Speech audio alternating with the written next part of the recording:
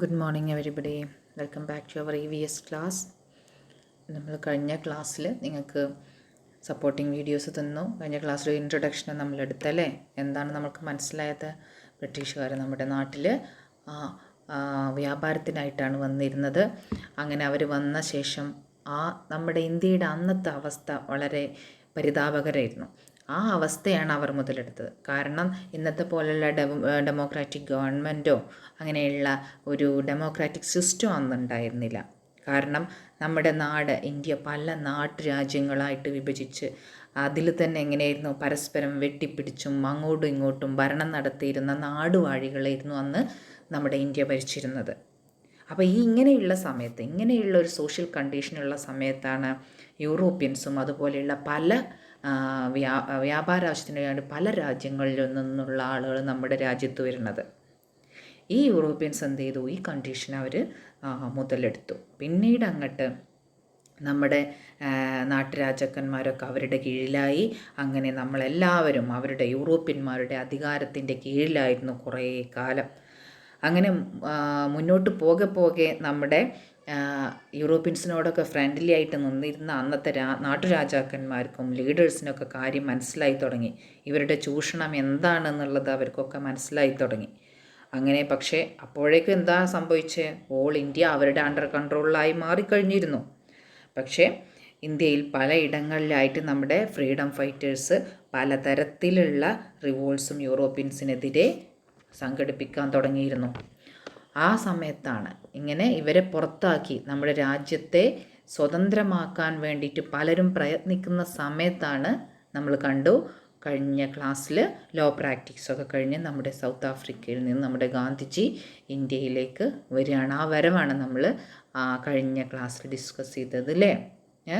ആ സമയം മുതൽ നമ്മുടെ ഇന്ത്യൻ സമരത്തിനും റിവോൾട്ട്സിനും ഒക്കെ ന്യൂ ഫേസ്, ആ ന്യൂ ഫേസിലോട്ട് മാറുകയാണ്.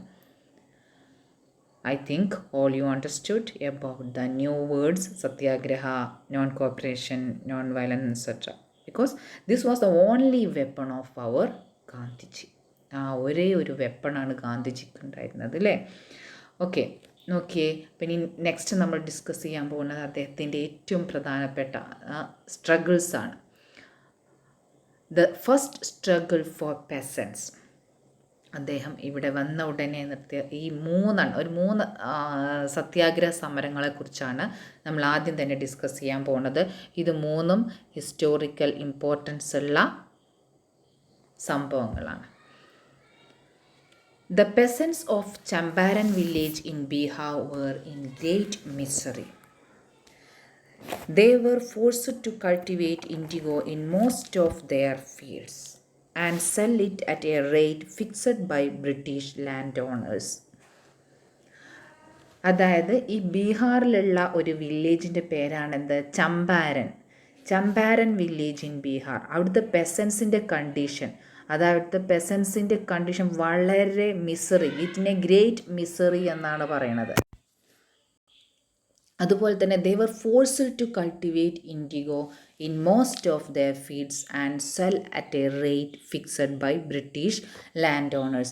അതായത് അവർ നിശ്ചയിക്കുന്ന വിലക്ക്, അവർ വിചാരിക്കുന്ന തരം കൃഷി മാത്രമേ ഉള്ളൂ എന്ത് ചെയ്യാൻ പാടുള്ളൂ, ഈ പെസൻസ് അവരുടെ കൃഷിയിടത്തിൽ ചെയ്യാൻ പാടുള്ളൂ. അങ്ങനെ അവരെന്ത് ചെയ്തു? ഇവർ കൃഷി ചെയ്യുന്ന സ്ഥലത്ത് ഇൻഡിഗോ എന്നുള്ള കാര്യം, അതായത് ഒരു തരം കറുപ്പ് എന്നൊക്കെ പറയും, ഒരു ഡ്രഗാണത്. ഇൻഡിഗോ എന്ന് പറയുന്നത് മലയാളത്തിൽ നീലം കൃഷി എന്നൊക്കെ പറയാം. അതുകൊണ്ട് ഈ പെസൻസിന് ഒരു ലാഭമില്ല. അപ്പോൾ ഇതൊക്കെ എന്തിനു വേണ്ടിയിട്ടാണ്? ബ്രിട്ടീഷുകാർക്ക് അവരുടെ രാജ്യത്ത് കൊണ്ടുപോകാനും അവരുടെ ആവശ്യങ്ങൾക്കുമാണ് നമ്മളുടെ കൃഷിക്കാരെന്ത് ചെയ്യേണ്ടത്, കൃഷി ചെയ്യേണ്ടത് എന്നുള്ള കാര്യത്തിലായിരുന്നു അവർ അങ്ങനെ ഫോഴ്സ് ചെയ്തിരുന്നത്. അല്ലാതെ പെസൻസിൻ്റെ ഉന്നമനത്തിന് വേണ്ടിയിട്ടോ ഈ പെസൻസിൻ്റെ അവരുടെ ജീവിതചര്യക്കനുസരിച്ചോ എന്ത് ചെയ്യാൻ സമ്മതിച്ചിരുന്നില്ല, കൃഷി ചെയ്യാൻ സമ്മതിച്ചിരുന്നില്ല. അതുപോലെ തന്നെ later these British landowners levied taxes too. Sell it at a rate fixed by British land owners. അതും കൂടെ പറയുന്നുണ്ട് കേട്ടോ. കൃഷി ചെയ്താൽ പോരാ, അതുപോലെ തന്നെ ബ്രിട്ടീഷുകാരാണ് എന്ത് ചെയ്യുക? അവരുടെ വിലയും നിശ്ചയിച്ചിരുന്നത്. ഇവരെന്ത് കൃഷി ചെയ്യുന്നോ അതിനൊരു ഫിക്സഡ് റേറ്റും ആര് നിശ്ചയിക്കും? ബ്രിട്ടീഷ് ലാൻഡ് ഓണേഴ്സ് ആയിരുന്നു അതും നിശ്ചയിച്ചിരുന്നത്. അങ്ങനെ later these British land owners levied excess taxes too. അതുമാത്രമല്ല, ഇവർ തന്നെ കൃഷി ചെയ്യുക, ഇവർ പറയുന്ന വിലക്ക് വിൽക്കും ചെയ്യണം, അതിന് മുകളിൽ ഇവർക്ക് തന്നെ നികുതിയും കൊടുക്കും. എല്ലാം ചെയ്യുക, എന്നിട്ട് നികുതി എന്ത് ചെയ്യണം? കർഷകർ തന്നെ അടക്കണം. Thus, after each harvest, the farmers became more and more debt-ridden. ഡെപ്റ്റ് എന്ന് പറഞ്ഞാൽ എന്താണ്? കടം. അങ്ങനെ ഓരോ ഹാർവസ്റ്റിംഗ് കഴിയുമ്പോഴും ഈ ബ്രിട്ടീഷുകാർ നിശ്ചയിച്ച വിലക്ക് അവർക്ക് തന്നെ കൊടുക്കുക. ഈ പെസൻസിന് എന്ത് ചെയ്യാൻ പറ്റിയില്ല, ഒരു ലാഭവും കിട്ടിയില്ല. അവരുടെ അന്നന്നത്തെ വയറ് നിറക്കാനുള്ള ഭക്ഷണം പോലും കിട്ടാത്ത അവസ്ഥയായി. അങ്ങനെ അവർ കടത്തിലൊക്കെ മുങ്ങിത്താവാൻ തുടങ്ങി. Debt-ridden. Hearing about their hardships, Gandhiji and his followers reached Champaran. അങ്ങനെയാണ് നമ്മുടെ ഈ ചമ്പാരനിലുള്ള പെസൻസിൻ്റെ അവരുടെ മിസറി ലൈഫ് അറിഞ്ഞ ഉടനെ എന്ത് ചെയ്തു? നമ്മുടെ ഗാന്ധിജിയും അദ്ദേഹത്തിൻ്റെ അനുയായികളും ഉടനെ എവിടെ എത്തി? Champaran വില്ലേജിലെത്തി. Then Gandhiji led a satyagraha struggle against the British and set the peasants free from misery. അങ്ങനെ അവിടെ ചെന്ന ഉടനെ നമ്മുടെ ഗാന്ധിജിയും അദ്ദേഹത്തിൻ്റെ അനുയായികളും കൂടെ എന്ത് ചെയ്തു? സത്യാഗ്രഹ സമരം ആരംഭിച്ചു. ആദ്യം ബ്രിട്ടീഷുകാർ അതിനെ കണക്കിലെടുത്തില്ല. പക്ഷേ അദ്ദേഹത്തിൻ്റെ സമരമുറ എന്തൊക്കെയാണെന്ന് നമുക്കറിയാലോ. അങ്ങനെ അത് അവസാനം വിജയം കണ്ടു. ബ്രിട്ടീഷുകാർ they were forced to free the peasants. അവരെന്ത് ചെയ്തു? ഈ പെസൻസിനൊക്കെ, കൃഷിക്കാരൊക്കെ അവരുടെ എല്ലാത്തരം ടാക്സുകളും എടുത്തു കളഞ്ഞു.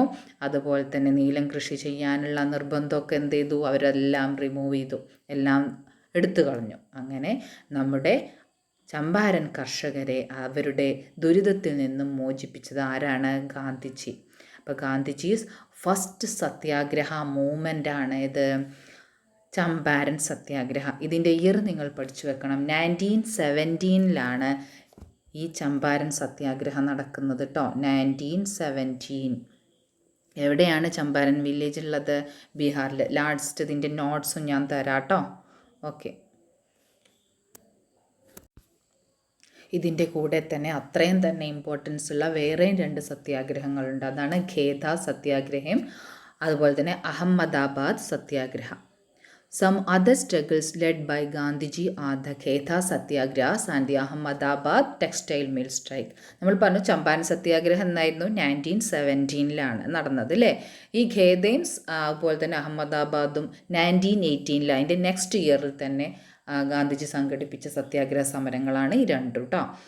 The Khetha Satyagraha demanded that the taxes imposed on peasants should be reduced when the yields are low. അതായത് ഈ ഖേദയും അഹമ്മദാബാദും 2 ഗുജറാത്തിലെ സ്ഥലങ്ങളാണ്. അപ്പോൾ ഇവിടെയും എന്താണ്? പെസൻസിൻ്റെ ആവശ്യങ്ങൾ നിറവേറ്റാനാണ് വന്നത് അല്ലേ. അതായത് ഖേദയിൽ നടന്നത് എന്താണ്? Demanded that the taxes imposed on peasants should be reduced when the yields are low. അതായത് ഇപ്പോൾ കാലാവസ്ഥകൾക്കനുസരിച്ചും മറ്റും അവരുടെ ഹാർവസ്റ്റിംഗ് എങ്ങനെയായിരിക്കും? നല്ല കാലാവസ്ഥയാണെങ്കിൽ അവർക്ക് നല്ല പോലെ ഹാർവസ്റ്റ് ചെയ്ത് വിളവ് കിട്ടും അല്ലേ. പക്ഷെ അല്ലാന്നുണ്ടെങ്കിൽ അവർക്ക് കുറഞ്ഞ വിളവേ കിട്ടുള്ളൂ. പക്ഷേ ബ്രിട്ടീഷുകാർ ഇതൊന്നും കണക്കിലെടുത്തിരുന്നില്ല. ഏത് സമയമാണെന്നൊന്നുമില്ല, എല്ലാ സമയത്തും ഒരുപോലുള്ള ഹൈ ടാക്സുകളാണ് ഇവർ ഈ കർഷകർക്ക് മുകളിൽ ഏർപ്പെടുത്തിയിരുന്നത്. അപ്പോൾ ഇങ്ങനെയുള്ള ടാക്സ് ഇമ്പോസ് ചെയ്യുന്നതൊക്കെ വളരെ തെറ്റായിരുന്നു. ഖേദ സത്യാഗ്രഹം എന്തിനു വേണ്ടിയിട്ടാണ് ഡിമാൻഡ് ചെയ്തത്? The taxes imposed on peasants should be reduced when the yields are low. അതായത് അവരുടെ ഹാർവസ്റ്റിംഗ് ഒക്കെ ലോ ആണ് എന്നുണ്ടെങ്കിൽ ആ പെസൻസിൻ്റെ ടാക്സും എന്ത് ചെയ്യണം? അതിനനുസരിച്ച് റെഡ്യൂസ് ചെയ്യണം എന്നുള്ളതായിരുന്നു അവരുടെ ആവശ്യം. ന്യായമായ ആവശ്യമല്ലേ. അല്ലാതെ എല്ലാ സമയവും ഒരേപോലത്തെ ടാക്സ് ഏർപ്പെടുത്തരുത് എന്നുള്ളതായിരുന്നു ഖേദ പെസൻസിൻ്റെ ഡിമാൻഡ്സ്. മനസ്സിലായല്ലോ? It was for the taxes imposed on peasants should be reduced when the yields are low.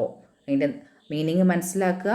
അതായത് ഹാർവസ്റ്റിംഗ്, അവർക്ക് കിട്ടിയ വിളവ് അത് റെഡ്യൂസ് ആവുന്ന സമയത്ത്, അത് കുറവാവുന്ന സമയത്ത് അവർക്കുള്ള ടാക്സും എന്തായിരിക്കണം? റെഡ്യൂസ് ചെയ്യണം എന്നുള്ള ഡിമാൻഡായിരുന്നു ഖേദയിലെ പെസൻസിന്. അപ്പോൾ അതിനെതിരെയുള്ള സമരമാണ് അവിടെ നടക്കേണ്ടിയിരുന്നത്. പിന്നെ അഹമ്മദാബാദിലോ, the Ahmedabad textile mill strike was for raising wages. അതായത് അതൊരു മിൽ സ്ട്രൈക്കാണ്, ടെക്സ്റ്റൈൽ മിൽ സ്ട്രൈക്ക് ആയിരുന്നു അഹമ്മദാബാദിൽ. ഒരു തുണിമിൽ സമരം, ഒരു തുണിമില്ലിൽ നടന്ന സമരമാണ്. ആ ഫാക്ടറിയിൽ തൊഴിലാളികൾക്ക് അവർക്ക് എന്തിനു വേണ്ടിയിട്ടായിരുന്നു, അവർക്ക് എല്ലാ കാലത്തും ഒരേ വേജായിരുന്നു കൊടുത്തിരുന്നത്, ഒരേ കൂലി. അപ്പോൾ ഇതെന്തിനു വേണ്ടിയിട്ടായിരുന്നു, ഫോർ റേസിംഗ് ദെയർ വേജസ്. അവർക്ക് വളരെ കുറഞ്ഞ ഒരു തുച്ഛമായ വേജസാണ്, കൂലിയാണ് കൊടുത്തിരുന്നത്.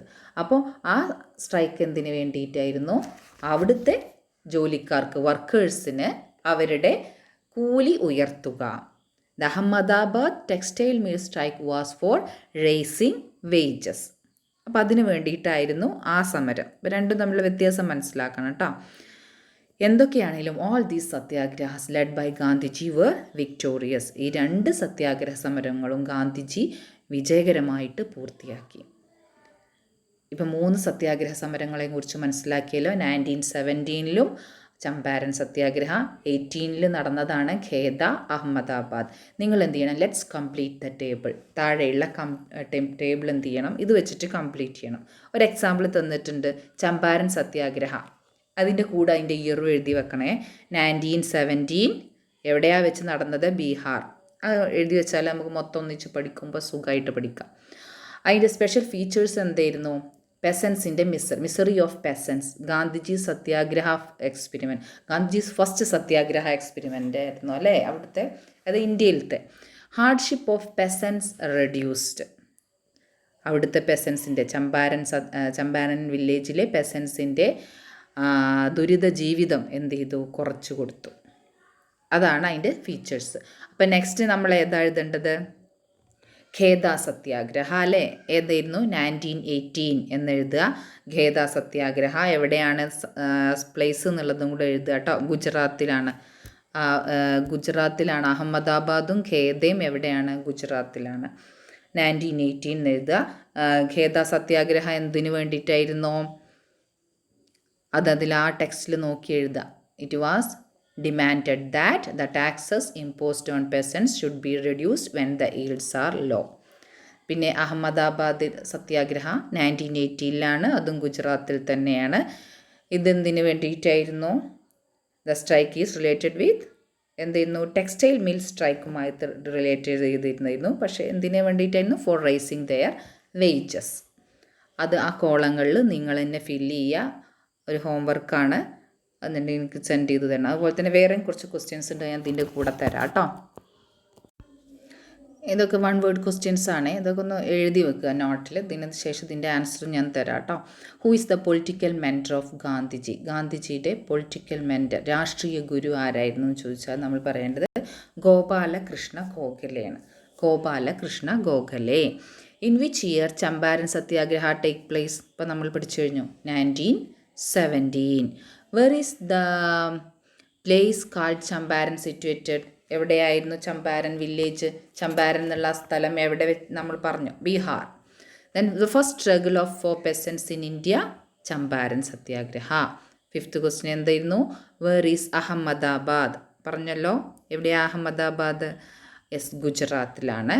When did Ahmedabad textile mill take place, 1980 അല്ലേ, 1980 ഈ അഹമ്മദാബാദ് എന്നുള്ള സ്ഥലം എവിടെയെന്ന് വെച്ചാൽ ഗുജറാത്തിലെ ഒരു ടൗണാണ്. അത് എവിടെ, നമ്മുടെ സബർമതി ആശ്രമമൊക്കെ ഉണ്ടല്ലോ, സബർമതി റിവർ, സബർമതി ഉണ്ട്, ആ സബർമതി ആശ്രമം ഉണ്ട് അവിടെ. ആ സബർമതി റിവറിൻ്റെ തീരത്തുള്ള ഒരു ടൗണാണ് ഇത് ഈ അഹമ്മദാബാദ് എന്ന് പറയുന്നത് കേട്ടോ. Then when did Kheda Satyagraha takes place, അതും 1918. Where is Kheda situated, Gujarat. Who is known as the iron man of India, ഇന്ത്യയുടെ ഉരുക്കു മനുഷ്യൻ എന്നൊക്കെ പറയാറുണ്ട് അല്ലേ നമ്മൾ, അതാരാണ്, Sardar Vallabhbhai Patel. Then what is the name of Gandhiji's autobiography, എല്ലാവരും കേട്ടിട്ടില്ലത്, ഗാന്ധിജിയുടെ ഓട്ടോബയോഗ്രഫി ഏതാണ്, മൈ എക്സ്പെരിമെൻറ്റ്സ് വിത്ത് ട്രൂത്ത്, എൻ്റെ സത്യാന്വേഷണ പരീക്ഷണങ്ങൾ എന്ന് പറയും മലയാളത്തിൽ അല്ലേ. അതിൻ്റെ ആൻസേഴ്സാണിത്. എല്ലാവരും അത് കറക്റ്റായിട്ട് സ്പെല്ലിംഗ് മിസ്റ്റേക്കൊന്നും ഇല്ലാതെ എഴുതി വെക്കുക കേട്ടോ. അതിനുശേഷം ആ കോളം ഫില്ല് ചെയ്ത് എഴുതണേ. അതിനുശേഷം ഒരു ക്വസ്റ്റ്യനും കൂടെ ഉണ്ട്. What were the mysteries faced by Champaran farmers. Champaran farmers face ചെയ്ത മിസറി നമ്മൾ പറഞ്ഞല്ലോ. എന്തായിരുന്നു? They were forced to cultivate indigo in their fields and sell it at a rate of fixed by Britishers. അവർ ഇൻഡിഗോ കൃഷി ചെയ്യാൻ നിർബന്ധിതരായി. അതുപോലെ തന്നെ ബ്രിട്ടീഷുകാർ ഒരു റേറ്റ് നിശ്ചയിക്കണം. ആ വിലക്ക് തന്നെ അവർ സാധനങ്ങൾ വിൽക്കേണ്ടിയിരുന്നു. അതുപോലെ തന്നെ ബ്രിട്ടീഷ് ലാൻഡ് ഓണേഴ്സ് അവർക്ക് എന്ത് ചെയ്തു? ടാക്സുകളും എക്സസ് ടാക്സുകളും എന്ത് ചെയ്തു? ഇമ്പോസ് ചെയ്തു. അത്രയും അതിൻ്റെ ആൻസറായിട്ട് എഴുതണം കേട്ടോ. Okay students, we will meet in our next class. By.